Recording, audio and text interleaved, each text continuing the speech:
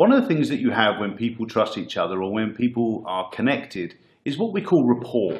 And I thought we'd take this quick video to share with you, well, what do we mean by rapport? Every time we say, oh, they're in rapport, then what does that mean? So let's take a look. Rapport is typically a natural process. It's something that when people are connected, when they are actually with a deeper connection to one another, they start to do certain things. And what those certain things are is what we would label matching and mirroring. They start copying each other or mimicking each other's movements or gestures. They start to use the same type of words. They use to move in a similar sort of way as everyone else. So what you tend to see when people are in rapport, when someone leans forward, the next person leans forward, or when someone touches their hair, the other person touches their hair. Or in sales, when someone starts nodding, they too start nodding. So we need to start to understand rapport and what it works with, and then how do we create it? Because one of the things that we want to do then to build that trust with our customers is to get into rapport with them.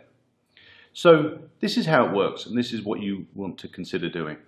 Now, bearing in mind it's an unconscious manner, I am going to ask you to do it consciously. So it may feel a little awkward to you, but bear in mind that the customer doesn't know you're doing it unless you're being very overt with it, in which case you need to practice a bit more.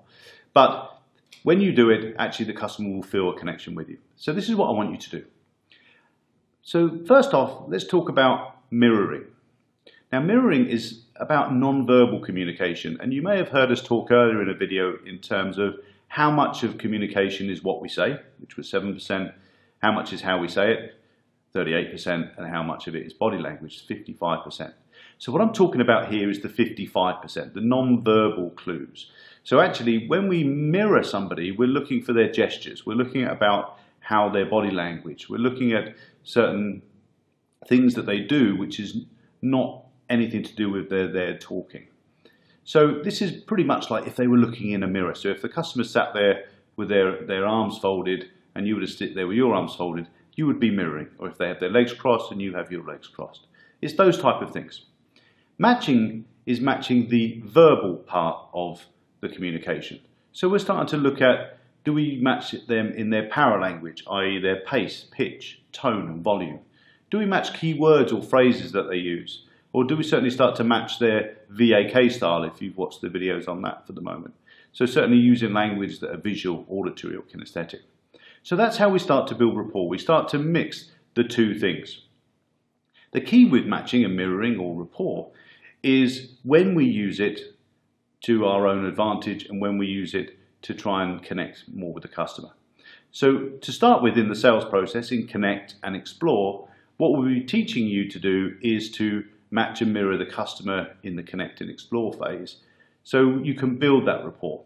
As we then move into the Demonstrate and Commit, what we'll start to do is lead the customer so the customer copies us. So they'll be copying our movements and our non-verbal or verbal communication. So that's what we mean by rapport. It's about how do we start to have that deeper, more meaningful connection, both verbally and non-verbally, by matching and mirroring.